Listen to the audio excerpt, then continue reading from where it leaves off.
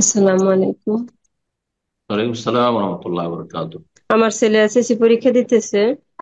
তো আমরা চাচ্ছিলাম যে আমার ছেলে পরীক্ষা দেওয়ার পরে একটা কম্পিউটার কিনে দিব কাজ শিখার জন্য, পড়ার পাশাপাশি কাজ শিখবে।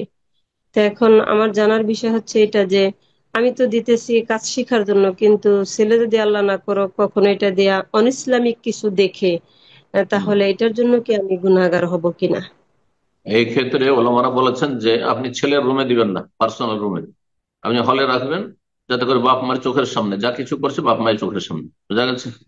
ছেলে মেয়ে রুমে দিয়ে দিলেন, এমন কিছু ডিভাইস দিয়ে দিলেন যেখানে সে বিভিন্ন পাপ জড়িত, সারা রাত জেগে থাকতে পারে। হ্যাঁ, বোঝা গেছে।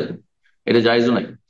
আপনি ছেলে মেয়েকে কু আনফুস আহলিকুম নারা, জাহান্নামের আগুন থেকে বাঁচাবেন। সুতরাং হয় আপনাদের রুমেই রাখেন, হ্যাঁ, আর না হলে হলে রাখেন যেখানে সবসময় আপনি চলাফেরা করছেন, আপনার স্বামী ছেলের বাবা চলাফেরা করছে, ভাই বোন চলাফেরা করছে, সেখানে কোনো পাপ করতে সহজে পারবেন না।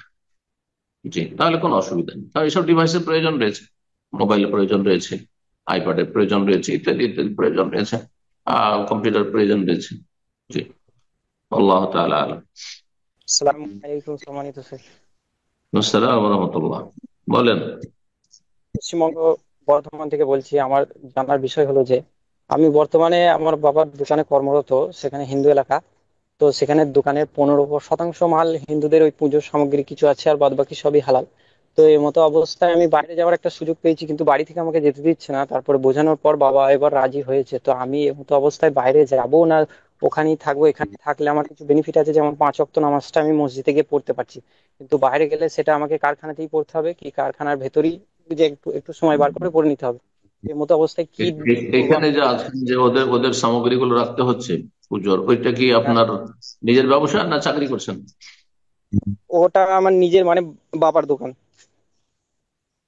বাবার যদি আর কোনো ছেলেরা না থাকে এই কাজগুলি সারার জন্য, তাহলে বাবার কথা শুনবেন আর যথাসাধ্য গুনাহ থেকে বেঁচে থাকবেন।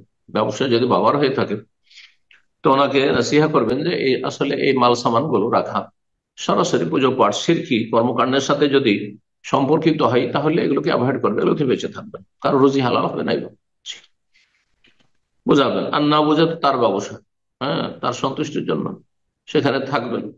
হ্যাঁ, কারণ আপনার বিকল্প কেউ নেই, হয়তো দূরে চলে গেলে বাপ মায়ের হয়তো খোঁজ খবর নিতে পারলেন না, বাপ মায়ের পাশে দাঁড়াতে পারলেন না, সুবিধা অসুবিধা আসতে পারলেন না। জি।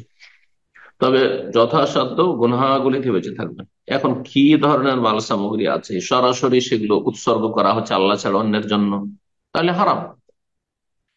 আর যদি দেখা যায় যে সামান্য কিছু আছে, হালকা, তাহলে কোনো অসুবিধা নেই। আপনি বিক্রি করছেন, ধরেন কলা বিক্রি করছেন, হ্যাঁ, কলার দোকান, এখন কলা নিয়ে গিয়ে কেউ পূজা করছে না কেউ মাজারে দিচ্ছে, আপনি খাসি বকরি বিক্রি করছেন, এখন খাসি নিয়ে মোরগ নিয়ে গিয়ে কেউ মাজারে জবাই করছে, এটা আপনার দেখার বিষয় না।